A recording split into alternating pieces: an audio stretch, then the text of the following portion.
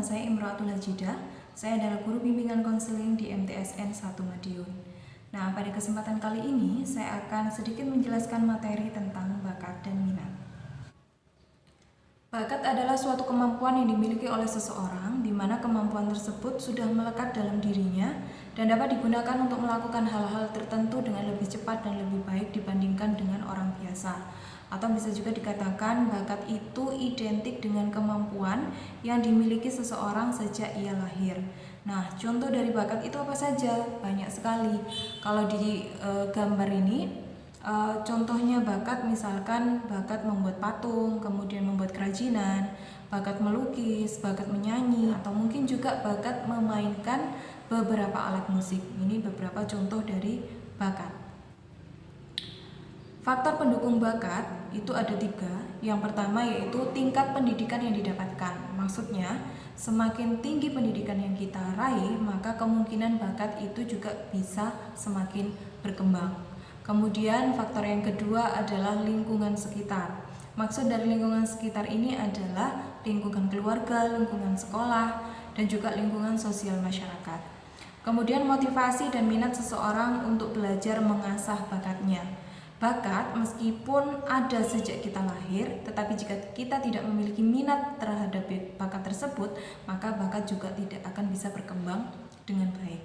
Ini adalah faktor yang mendukung berkembangnya suatu bakat. Kemudian jenis-jenis bakat itu ada 2. Yang pertama yaitu bakat umum dan juga bakat khusus. Maksud dari bakat umum ini adalah semua orang memiliki bakat ini dan sudah menjadi hal yang biasa. Nah, contohnya bakat umum apa saja? Mampu berbicara, kemudian mampu berpikir, mampu berjalan atau bergerak, mampu menulis atau membaca. Ini adalah contoh-contoh dari bakat umum. Kemudian ada juga bakat khusus. Nah, bakat khusus itu berbeda dengan bakat umum. Bakat khusus itu adalah bakat yang hanya dimiliki oleh beberapa orang tertentu dan biasanya antara orang yang satu dengan orang yang lain itu tidak memiliki bakat yang sama. Nah, bakat khusus sendiri itu ada 8 macam.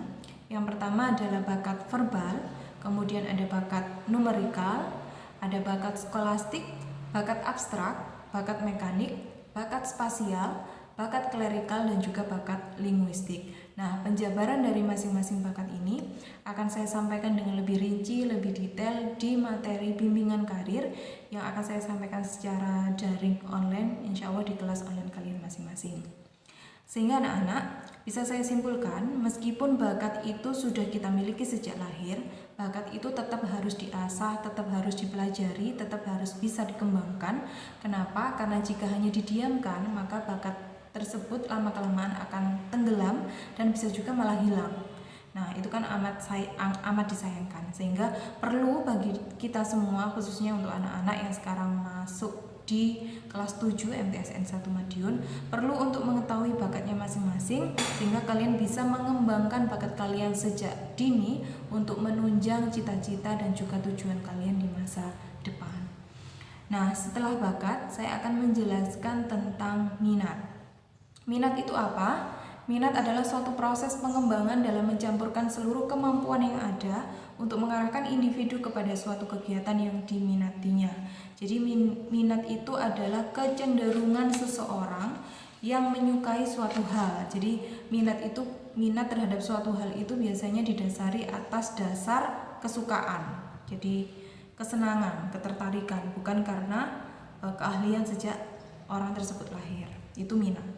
Contoh dari minat itu apa saja? Banyak sekali. Seperti yang ada di gambar ini saya contohkan, misalkan minat terhadap bidang fotografi, sukanya memotret, kemudian minat suka berselancar gitu ya.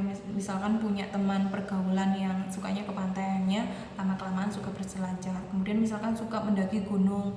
Nah, ini juga termasuk minat. Kemudian jenis-jenis minat itu juga ada 2. Yang pertama yaitu minat vokasional. Minat vokasional itu apa? Minat vokasional itu adalah minat yang merujuk pada bidang-bidang pekerjaan. Nah, contohnya itu ada minat profesional, minat komersial, dan juga minat kegiatan fisik. Minat profesional itu biasanya pekerjaannya itu yang berhubungan dengan keilmuan, kemudian seni, kesejahteraan sosial, biasanya seperti itu. Kemudian minat komersial itu biasanya yang menghasilkan sesuatu. Makanya contohnya pekerjaannya itu yang bergelut di bidang usaha, jual beli, biasanya seperti itu. Kemudian minat kegiatan fisik, mekanik berarti yang berhubungan dengan fisik kita. Kemudian ada minat avokasional. Minat avokasional itu adalah minat yang berhubungan untuk memperoleh kepuasan atau hobi. Jadi misalkan suka berpetualang, suka traveling, begitu ya. Kemudian mencari hiburan. Nah, itu contoh dari minat avokasional. Nah, anak-anak, bakat dan minat ini adalah dua hal yang saling berkaitan dan akan sangat baik sekali jika dua hal, bakat dan minat ini juga dikembangkan bersama-sama. Karena bakat itu tidak dapat berkembang dengan baik jika seseorang itu tidak memiliki minat. Makanya sejak awal kita itu harus bisa mengeksplor diri kita sendiri untuk bisa mengetahui sejauh mana minat kita itu bisa mendukung bakat yang sudah kita miliki sejak lahir. Nah, dengan kita selalu berusaha, kemudian sering belajar, sering berlatih, maka kemungkinan besar bakat yang kita miliki dan juga didukung dengan minat yang kita miliki itu bisa membangun cita-cita dan juga tujuan hidup kita dengan lebih baik. Nah, itu saja materi yang bisa saya sampaikan sedikit tentang bakat dan minat. Selanjutnya ada tugas yang bisa kalian kerjakan anak-anak. Tugasnya nanti kalian mengisi di form yang sudah saya sediakan.